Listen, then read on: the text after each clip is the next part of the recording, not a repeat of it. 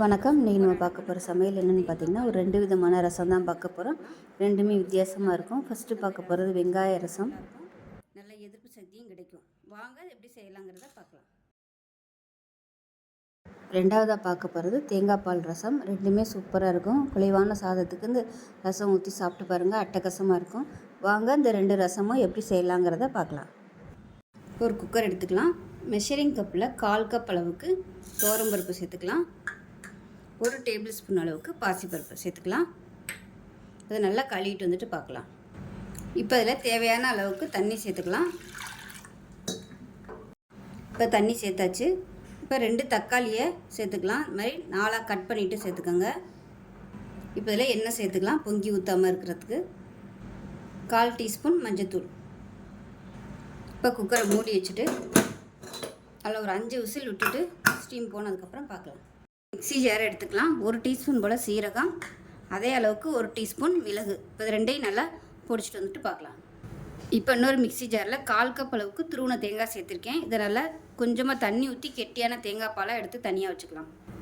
இப்போ ஒரு பவுலில் சின்ன லெமன் சைஸுக்கு புளி வந்து தண்ணியில் கரைச்சி எடுத்து வச்சுக்கலாம்.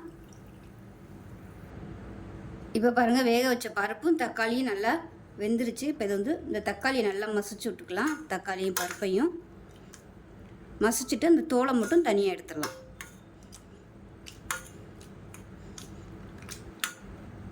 இப்போ பாருங்கள், நல்லா மசிச்சுட்டேன். இந்த தோலெல்லாம் எடுத்தாச்சு. இப்போ தக்காளியும் பருப்பும் நல்லா மசிஞ்சிருச்சு. இப்போ தனியாக இருக்கட்டும். இப்போ ஒரு கடாய் எடுத்துக்கலாம். இப்போ இதில் நம்ம பொடிச்சு வச்சுருக்கிற மிளகு சீரகம் இதை சேர்த்துக்கலாம். இது கூடவே 3 பச்சை மிளகா 2ஆக கீறிட்டு வச்சுருக்கேன், அதை சேர்த்துக்கலாம். அது கூடவே ஒரு சின்ன துண்டு இஞ்சி நல்லா நச்சுட்டு எடுத்து வச்சுருக்கேன், அதையும் சேர்த்துக்கலாம். கொஞ்சம் கருவேப்பிலை, கொஞ்சமாக கொத்தமல்லி இலை. இது கூடவே நம்ம எடுத்து வச்சுருக்க தேங்காய் பால் அதையும் இது கூட சேர்த்துக்கலாம். சேர்த்துட்டு நம்ம எடுத்து வச்சுருக்க புளி தண்ணி அதையும் சேர்த்துக்கலாம். இப்போ சேர்த்துட்டு நல்லா ஒரு 3 டம்ளர் அளவுக்கு தண்ணி சேர்த்துக்கலாம். சேர்த்துட்டு ஃபஸ்ட்டு இதை வந்து நல்லா கையால் பசைஞ்சு விட்டுக்கலாம். அந்த பச்சை மிளகாயோட காரம்லாம் நல்லா அந்த ரசத்தில் வந்து இறங்கும்.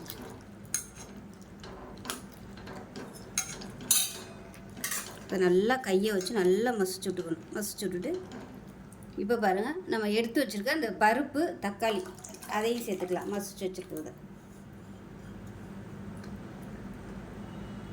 சேர்த்துட்டு நல்லா கலந்து விட்டுக்கலாம். இப்போ இன்னும் கொஞ்சம் தண்ணி சேர்த்துக்கலாம். இப்போ இதில் 1/4 டீஸ்பூன் மஞ்சத்தூள் சேர்த்துக்கலாம்.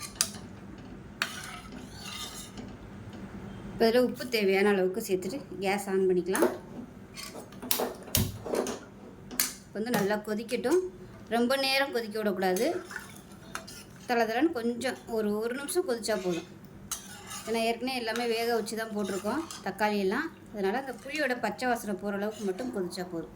1 நிமிஷம் கொதிக்கட்டும். இப்போ ரசம் நல்லா கொதிச்சிருச்சு. இப்போ இந்த ஸ்டேஜில் என்ன பண்ணலான்னா, அதில் ஒரு 3 டேபிள் ஸ்பூன் அளவுக்கு நெய் கொஞ்சம் ரீஃபைண்ட் ஆயில் சேர்த்துட்டு கடுகு, உளுந்து, வெந்தயம், பெருங்காயம், கருவேப்பிலை, வரமிளகாய் போட்டு நல்லா பொரிய விட்டுக்கலாம்.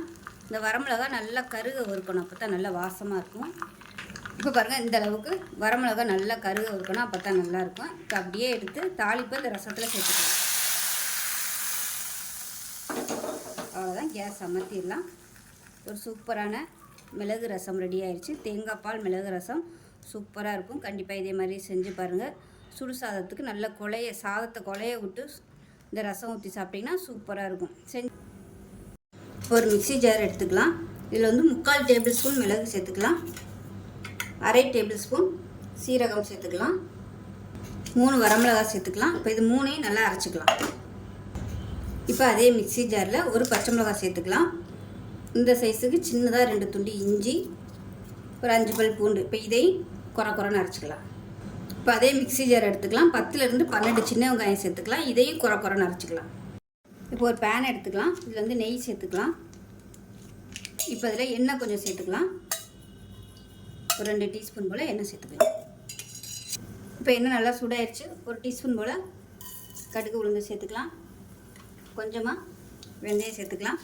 ஒரு 3 வரமிளகாயை சேர்த்துக்கலாம். கருவேப்பிலை சேர்த்துக்கலாம். இப்போ இதெல்லாம் நம்ம பிடிச்சி வச்சுருக்க மிளகு சீரகம் வரமிளகாய் சேர்த்துக்கலாம். அது கூடவே இடித்து வச்சுருக்க பச்சை மிளகா பூண்டு அதையும் சேர்த்துக்கலாம். அது கூடவே சின்ன வெங்காயம் இடித்து வச்சுருக்கோம் இல்லையா, அதையும் சேர்த்துக்கலாம். மீடியமான ஃப்ளேமில் எல்லாத்தையும் நல்லா வதக்கிக்கலாம். இப்போ இதில் பெருங்காயம் சேர்த்துக்கலாம்.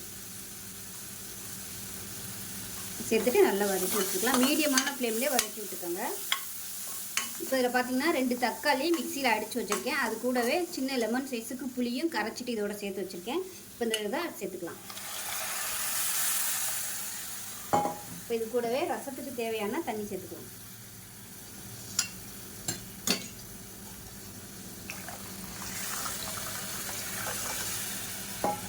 இப்போ இதில் பருப்பு கரைச்சி வச்சுருக்கேன்.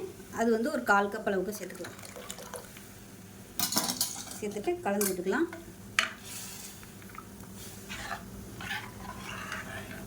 மஞ்சத்தூள் 1 டீஸ்பூன் போல் சேர்த்துக்கலாம். சேர்த்து எல்லாத்தையும் நல்லா கலந்து விட்டுட்டு அப்படியே டிஸ்டர்ப் பண்ணக்கூடாது. தண்ணி தேவைப்பட்டால் இன்னும் கூட தண்ணி சேர்த்துக்கலாம்.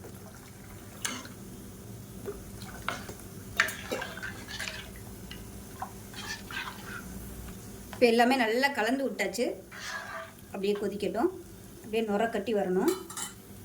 இப்போ பாருங்கள் நல்லா அப்படியே நுர கட்டி வந்துருச்சு. இந்த ஸ்டேஜில் அமர்த்திடலாம். அமர்த்திட்டு உப்பு சேர்த்துக்கோங்க. தேவையான அளவுக்கு உப்பு சேர்த்துட்டு நல்லா பொடியாக நறுக்கின கொத்தமல்லி இலையும் சேர்த்துட்டு அப்படியே மூடி வச்சிடலாம். எப்படி இருக்குன்னு பார்க்கலாம். இப்போ பாருங்கள் ரசம் வந்து சூப்பராக ரெடி ஆயிடுச்சு. அருமையான வெங்காய ரசம். குறைவான சாதத்துக்கு இந்த வெங்காய ரசம் ஊற்றி சாப்பிட்டிங்கன்னா சூப்பராக இருக்கும். செஞ்சு பாருங்கள். செஞ்சு பார்த்துட்டு எப்படி இருந்துச்சுங்கிறத சொல்லுங்கள். வீடியோ பிடிச்சிச்சின்னா லைக் பண்ணுங்கள், கமெண்ட் பண்ணுங்கள், சேனலை சப்ஸ்கிரைப் பண்ணுங்கள், பக்கத்தில் பெல் பட்டனையும் ப்ரெஸ் பண்ணுங்கள். நன்றி.